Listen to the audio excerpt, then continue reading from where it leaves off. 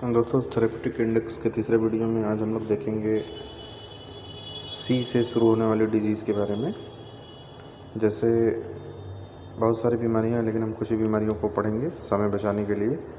और अगर किसी को कोई समस्या है इस अलग अलग बीमारियों से, तो वो अल्फ़ाबेटिकली इस अपने फ़ोटो में सर्च कर सकता है और उसमें जो दी गई दवाएं हैं उनमें से किसी एक या दो दवाओं को सेलेक्ट करके यूज कर सकता है। तो जैसे सबसे पहले है कोराइज़ा। कोराइज़ा में ढेर सारी दवाओं को लिख रखे हैं, जैसे हेलियम सीपा है, कोनाइट है, आर्सेनिक है। तो इस तरह से ढेर सारी दवाओं को लिखा गया है, किसी एक दवा को लेना होगा। अब जैसे अब कफ़ की बात करें तो कफ़ अलग अलग तरह के होते हैं। जैसे ड्राई कफ़ है तो उसमें कौन सी दवा चलेगी, लैरिंगियल है, हॉर्स है, लूज़ है। तो अलग अलग तरह की जो हमारी कफ़ होती हैं उनमें अलग अलग मेडिसिन लिख रखी हैं उनके सामने। किस मेडिसिन को किस तरह के कफ़ में लेना है वो इसमें लिखा हुआ है। और इन सभी मेडिसिन में से किसी एक या दो को ही चलाना होता है एक बार में, सबको नहीं चलाना होता। जितनी कम मेडिसिन उतना ज़्यादा फ़ायदा होता है। अब आगे चलेंगे। जैसे हमारा क्रैक्ड लिप है, क्रैक्ड लिप में यहाँ पर 3 दवाएँ दे रखी हैं। तो ग्रेफाइटिस, नेट्राम्योर, ये बड़ी कॉमन दवा है, तो इनमें से कोई एक दवा यूज कर सकते हैं। ग्रेफाइटिस का एग्रावेशन काफ़ी देखने को मिलता है, तो इसलिए ग्रेफाइटिस को संभाल के यूज करेंगे।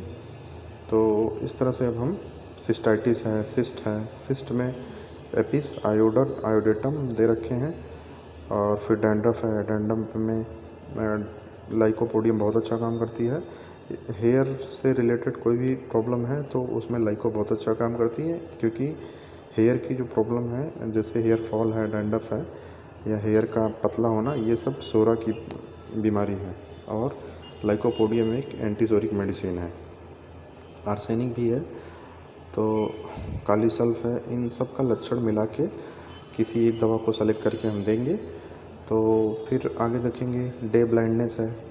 डे ब्लाइंडनेस में ये एक दवा दे रखे हैं। इस तरह से ढेर सारी दवाओं के बारे में दिया गया है। अब हम आगे चलेंगे, आगे कुछ दवाओं के बारे में देखेंगे।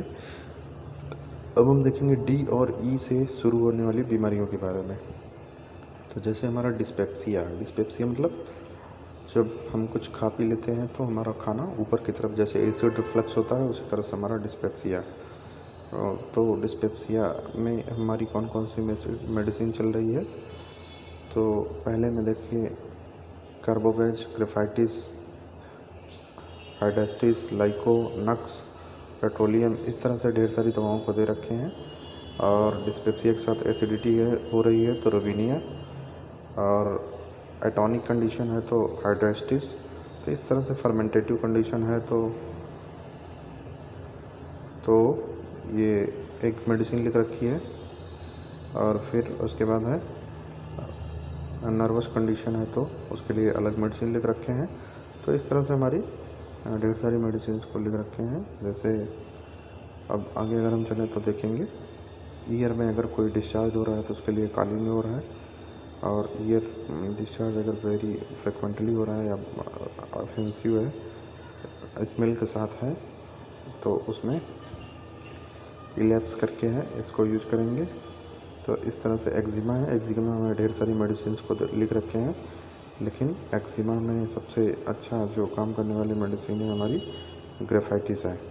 ग्रेफाइटिस या पेट्रोलियम या तो सोराइनम, ये 3 मेडिसिन चौथे नंबर पे। पहले नंबर पे तो हमारी सल्फ़र है, दूसरे नंबर पे सोराइनम है, तीसरे नंबर पे ग्रेफाइटिस है। तो ये तीनों एंटीसोरिक मेडिसिन है और इनमें से किसी एक को लेते हैं। स्किन डिजीज़, सभी स्किन डिजीज़ ऑलमोस्ट हमारा सोरा की कंडीशन में आती हैं। तो सोरा की कंडीशन है तो उसमें हम देखेंगे कि हमारा एंटीसोरिक कौन सी मेडिसिन है, उसी को हम सेलेक्ट करेंगे। ऐसा नहीं कि हम सब मेडिसिन को एक साथ यूज करेंगे।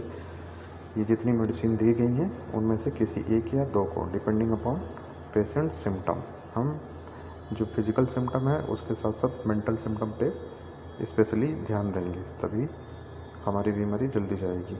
तो ये हमारा हो गया कुछ बीमारी के बारे में। अब आते हैं एडेमा। एडेमा क्या होता है, शरीर के किसी भाग में अगर स्वेलिंग आ जाए तो उसको दबाने के बाद अगर वो जल्दी न निकले, उभरे, अपनी पोजीशन न ले, तो उसको एडेमा कहते हैं। उसमें एपिस बहुत अच्छा काम करती है।